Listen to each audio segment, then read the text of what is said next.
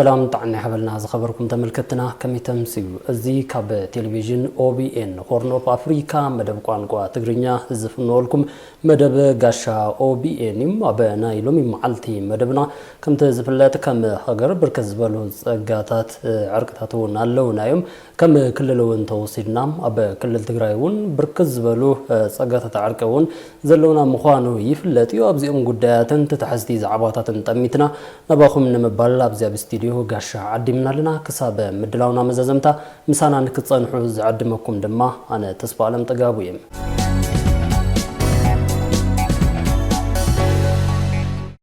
ጋሻና ቋድሐን መጽ ቋድሐና ጽናው እስኪ ፈለማሽንኩም በምን ላይ ከንጀምር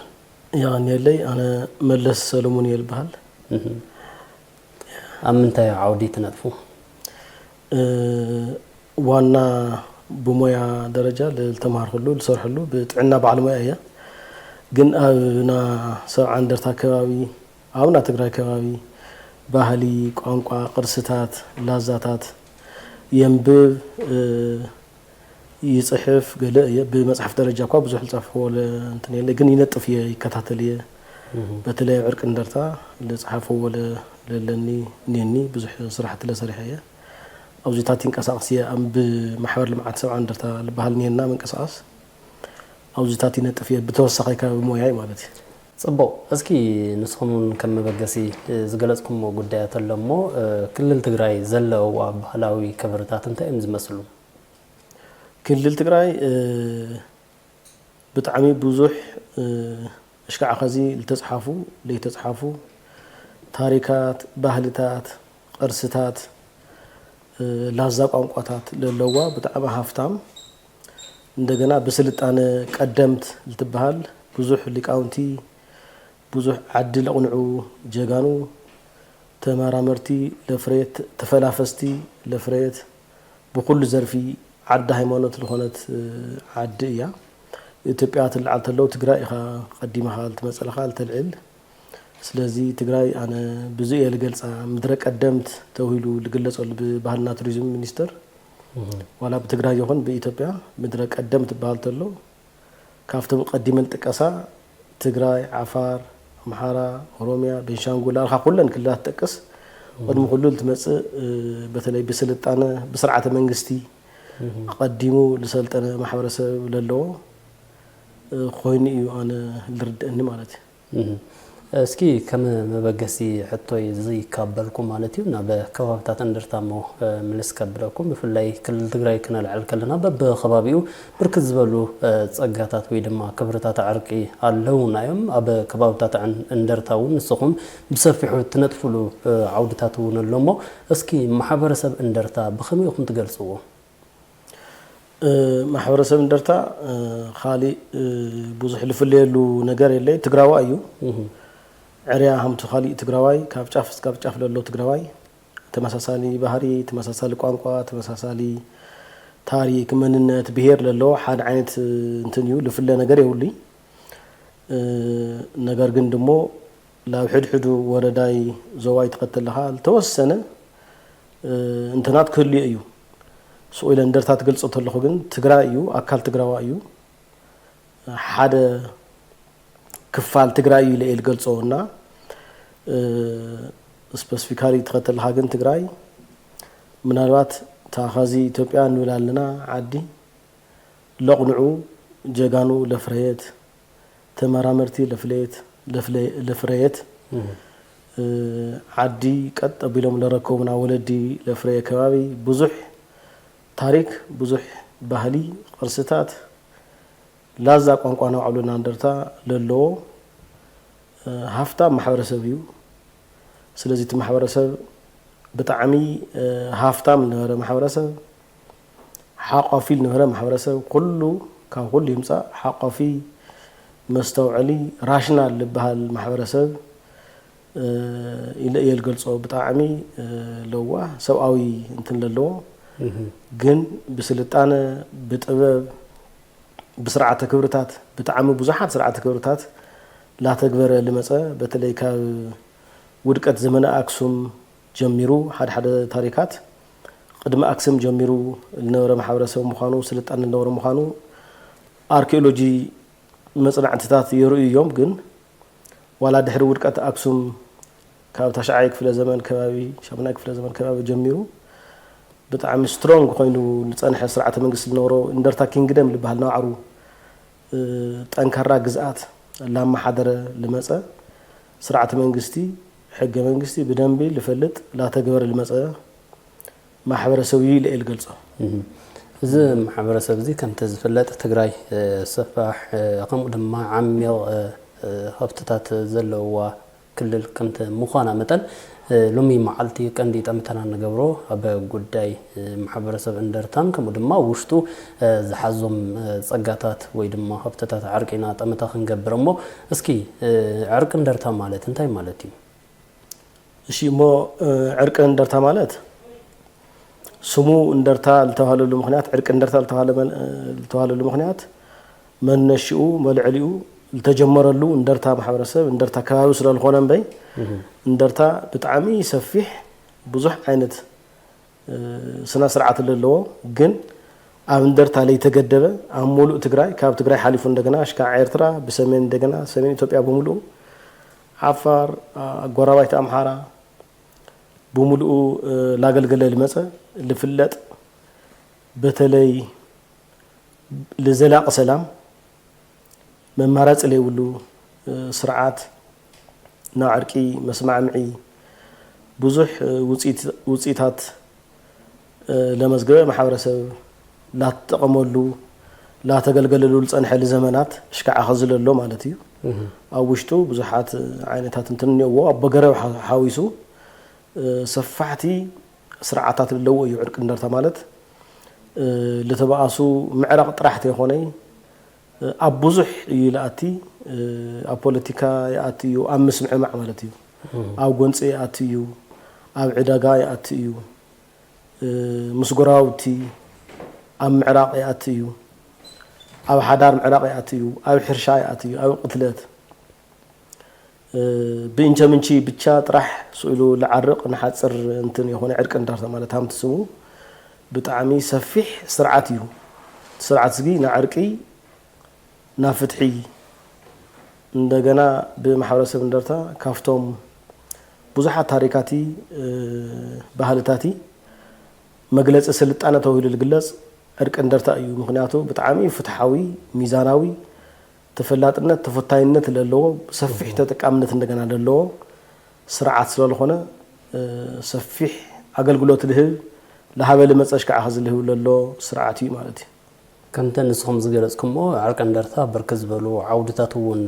ከም ዝኣተውን ዝገለጽኩሞ ጉዳያት ኣለሞ ብፍላይ ግን ኣብ ዕዳጋ ብኸመይ መልክዑ እዩ ዝኣቱ ብጣዕሚ ጽቡቕ ካፍቶም ዓርቂ እንደርታ ልጥቀሰሎም ሓደ ማሕበራዊ ኢኮኖሚ ንብሎ ወይ ስነ ቁጠባ ንብሎ ኣብ ዕዳጋ ማለት እዩ ዕዳጋ ሰባት ክዋገዩ ተለው ዕዳጋ ይወርዱ እዮም መቸም ዕዳጋ ትወርድ ተለኻ ተሓደ ለክሸጥ እዩ ተሓደ ለክገዝእ እዩ ድሓር ግን ተሓደ ብልወሎ ለክስማዕማዕ ክእል ተሓደ ለክገዝኦ ብልሓሰብ ለከይስማዕማዕ ክእል ብዙሕ ተይኾነሽ ዝተወሰነ ዋላ ኣፈላላይ ተሃልዩ ኣብ ዓርቂ እንደርታ ግን ብጣዕሚ ይጸብብ ናብ ምስምዕማዕ ስራሕ ይስራሕና ኣሻዓይቱ ተኣምሉሉ እንድሕር ተዓዳግለ ደልይዋ ሸዋጥለ ክሸጥ ብጣዕሚ ግድን ተኾይኑ እምበኣይማ ኩልና ከይንጉዳእ ረይ ኩልና ከይንጉዳእ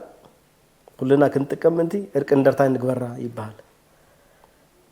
ካብኡ ታ እዩ ተዓዳጊ ዝጠቐሶ ዋጋ እኒኦ ተሸዋጢ ዝጠቐሶ ዋጋ እኒኦ ክልቲአን ሕልፊ ለለዋ ይድመራ እሞ ተን ሕልፊ ኣብ ክልተ ዕርያ ይኸፍልዎን ለኣብነት 1500 እየ ልሸጦ ጊሜለይ ተይልኸስኻ 1500 ድማ ኻቢርኒ 1000 ባሃበኒ ትብሎ ኢኻ ማለት እዩ ድሓር መንጎኦም ህንደይኒ ኣፈላላይ 500 ደንያ ብዓርቂ እንደርታ ታይ ትግበር 500 በልስኻለ እዛ 250 ይትቕረኻ ስኻለ 250 ይወስኽ ይበሃል እሞ ይዕረቁ ዓርቂ እንደርታ ማለት እዩ ከዚ ዕርያ ኮይና ኒያ ማለት እዩ ከዚ ዕዳጋ ዊን ዊን እዩ ተበዳልለ የለይ ተስማዕምዑ ይልኸድ በዳልለ የለይ ምክንያቱ ታፈላላይ ፀበይባንያ ቅሬታ ብዙሕ የለይ ምክንያቱ ታለ ሓሰብካያስ ንሽጢ ኢኻ ወሲኻ ስኻለ ካብታ ሓሰብካያ ንሽጢ ኢኻ ጎዲልኻ ብዙሕ ቅሬታ የለ አፈላላይስ እንትን ይውሊ ዕርቅ እንደርታ እንድሕየለይ ማለት በቃ አንባይ አንለ አይደሊ ብሎ ወልሃዮ እስኻለ ተውሂሉ ተፈላልዩስ አይበታተኒ ዕርቅ እንደርታ የስምዓ ማዕሙሎ የሳንየሙሎ ዕላማኦም የሳኽዕለው ብሰላም ማለት እዩ ሃገር ንኽትፈልጡ ኣብ ምግባር ከም ትዝብለጥ ኣብ ሃገርና ብርክት ዝበሉ ዕርቅታት ፀጋታት እውን ኣለውና እዮም ስለዝኾነ ድማ ካልኦት ብሄረ ብሄረሰባትን ህዝብታትን ንኽፈልጥዎ ኣብ ምግባር ዝተወገኑ ስራሕቲ ኣለዎ ዶ ወታኢና ማሕበር ልምዓት ሰብዓ እንደርታ ኣነ ብውልቀይ ብጣዕሚ ነጥፈሉ ብሪሰርች መልክዕ ሪሰርች ሰሪሕና ነርና ኢና እዚ ሪሰርች እሱ ኣብ አካዳሚ ቋንቋታት ልበሃል ኣብ ትግራይ እንዮ ኣብ ክሕተም ገርና ኢና መጀመርያ ማለት እዩ ስለዚ ብድሕሪኡ መጽሓፍ ለተሓቲሙ እዩ ብድሕሪኡ ሃገራዊ ዕርቀ ሰላም ኮሚሽን ልበሃል ነይሩ አሻዓይቱ መናእሰይ ና ከባቢኦም ንዓርቀ ስነ ስርዓት ለለው ውድድር ነይሩ ብሉጽ ስርዓት ልክቀርብ ውድድር አዋጅ ተገይሩ ብጣዕሚ ሰፊሕ እንትን ኖርዩ ና ሁሉ ኣብ ኢትዮጵያ ሙሉእ ለሎ ብከባቢኡ ለሎ ንዓርቀ ስርዓት ክመጽእ ተገይሩ ውድድር ተገይሩ ማለት እዩ ተሓር አሻዓይቱ ኣነ ዕርቅ እንደርታ ሒዘ ተወዳዲረ አሻዓይቱ ካብቶም አሸነፍቲ ኮይነ ዕርቅ እንደርታ ተመሪጹ ተሸኒ አሸኒፍና ሰርቲፋይ ኮይና አሻዓይቱ ማለት ብዕርቀ ሰላም ኮሚሽን ትግቫህ ልበሃል ሓደ ኦርጋናይዜሽን ለነበረ በሓደ ለዘጋጀይዎ ማለት እዩ አሻዓይቱ ኢትዮጵያ ጥራሕ ይኾነ ትግራይ ጥራሕ ይኾነ ዓለም ክፈልጦ ገርና ዕርቅ እንደርታ ሓደ ሚዲያታት ቪኦኤ ቢቢሲ ካልኦት ሚዲያታት ተቀባቢሎም ብጣዕሚ ኢሹ ኮይኑ ነይሩ ዕርቅ እንደርታ ካብ ቆፂሉ ኣብ ኢትዮጵያ ለሎ ብሄር ብሄረሰብ ኩለን ክልላት ወኪል ሒዘን ወሰዲደን ነይረን እየን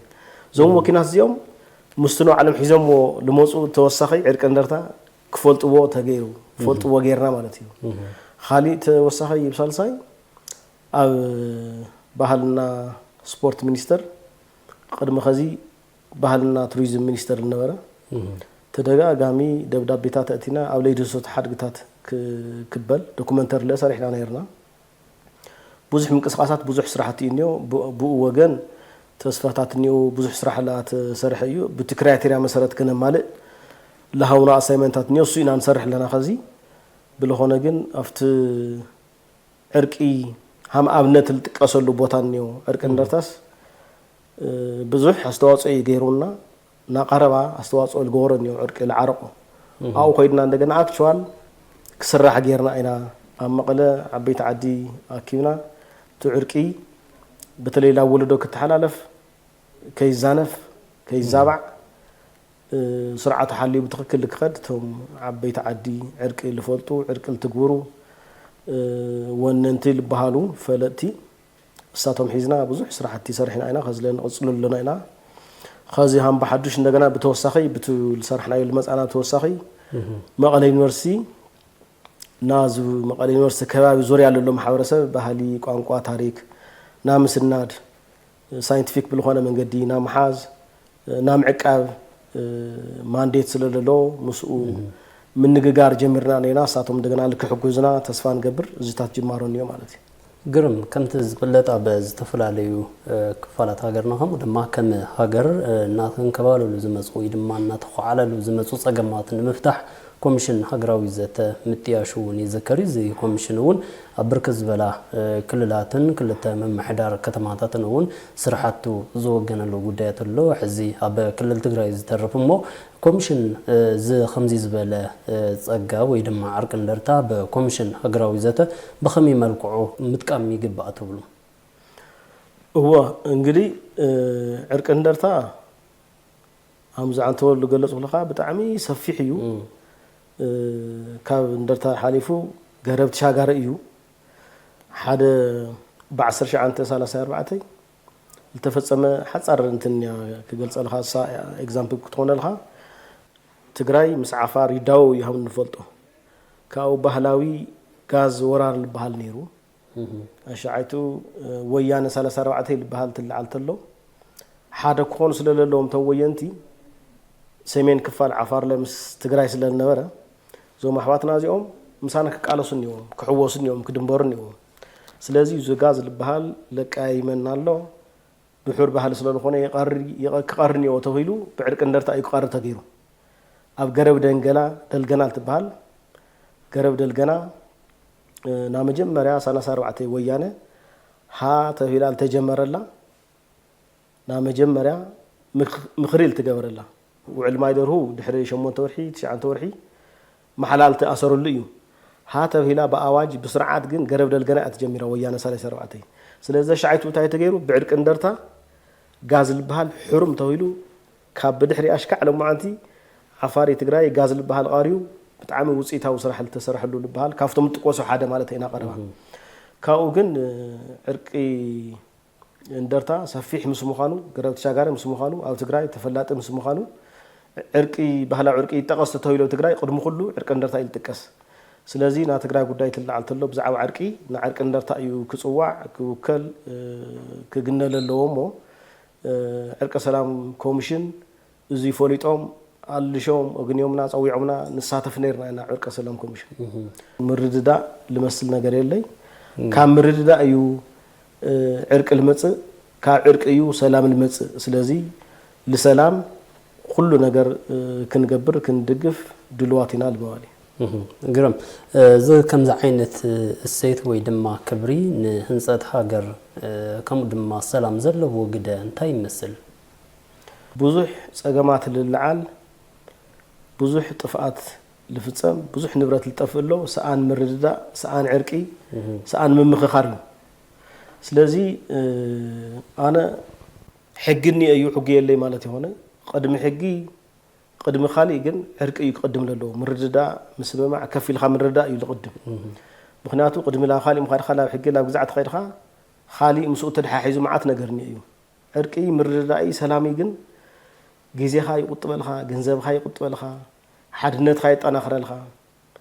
ብዙሕ ዋጋ ስለለለው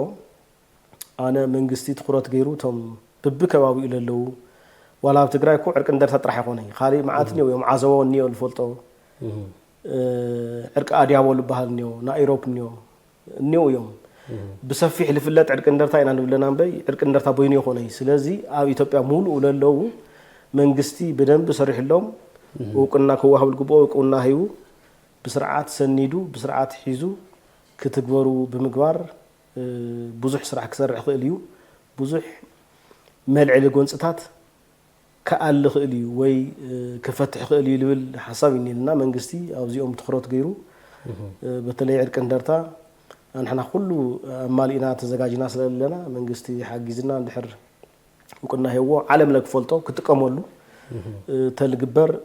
بطعمينا ندلنا منغستو زي تخروت غيرو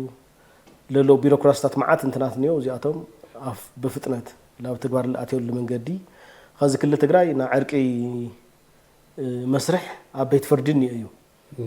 بيت فرد تخصص تخطل لخص مجمريا بعرق ودو وي بعرق يلودو له منغدي نيو اتيو امتن صديق ودي صدقاي ندعي جن افتما موداتا افت قدمي طورنت مخفاته كبابي بزح سرح لا تسرح نيرو بزح كيادو حمله تخايده بتعم فلطي اننا انديام تيست كغبر كفتنه كفتن وردا اندرتا مريصو مكوراتات لا تمكور نيرو لا انتن كاتي بصحف ملكع مالتي بسرعه سلازي بسرعه تتدحيزو بدنبي منغستي طمته تغيرلو بزح نغرات كقر السرعه سلالخونه محبرسب እንደገና ለአምኖ لفولطو لتغورو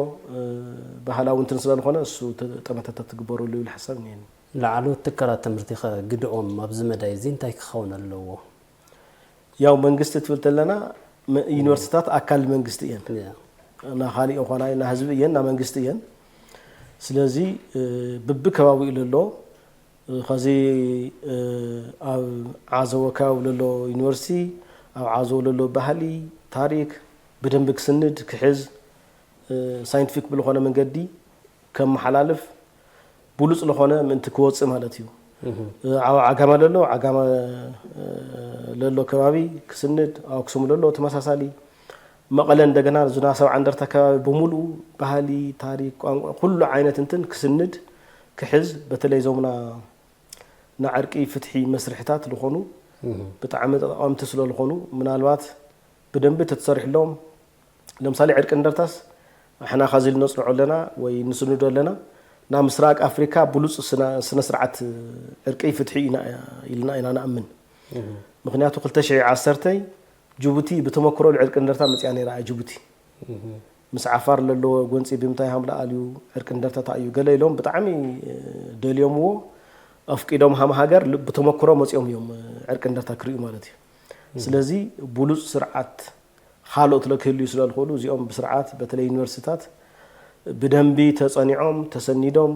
ልውልድ ወለዶ ከሐልፍሉ ለሁሉ ሰንተራት ከፈቱ ኮልኒዎም ልብል ሐሳብ እዩ ወይ ምክር ሐሳብ ይኒና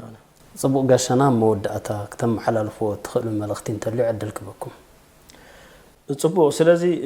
ከተለይ ደጋግመ ዕርቅ እንደርታ ብጣዕሚ ሰፊሕ ስርዓት እዩ ጸጋ ሃገር እዩ ጸጋ ከባቢና እዩ ጸጋ አፍሪካ እዩ ኢሉ ና ዓለም ጸጋ እዩና ዓለም ፈልጦ ኣብ ምግባር ኩለን ሚዲያታት ክሕግዛና ኩሎም ተቋማት ክሕግዙና ኩሎም ዩኒቨርሲቲታት አልሾምና ክስንዱ ክሕግዙ በብዙሕ መልክዕ ክሕግዙና ወቁና ክወሃቦ ባህልና ስፖርት ሚኒስተር እንደገና አውዚ ትኩረት ገይሩ ክሰርሕ መቀለ ዩኒቨርሲቲ ካልኦት ዩኒቨርሲቲታት በተመሳሳሊ በደንቢ አምስናድ ክሕግዙና ይልብል ወለዶ በተለይ ክፈልጦ ከመሐላልፎ ምእንቲ ለምግባር አውዚ ተሐጋግዝና ከንሰርሕ ጻውዒት በአጋጣሚ ያቀርብ ማለት ይቆንየለ ባርከስ ክቡራት ተመልከትና ምስጋሻና ዝነበረ ምድላው ነዚህ ዝተኸታተልኩም ሞይ መስል ነይሩ አበ ቀጻሊ ሶምን በካልኦት ዛዕባታትን አጋይሽን ክሳብ ንራኸበ በበ ዘለኹሞ ሰላም ናአኹም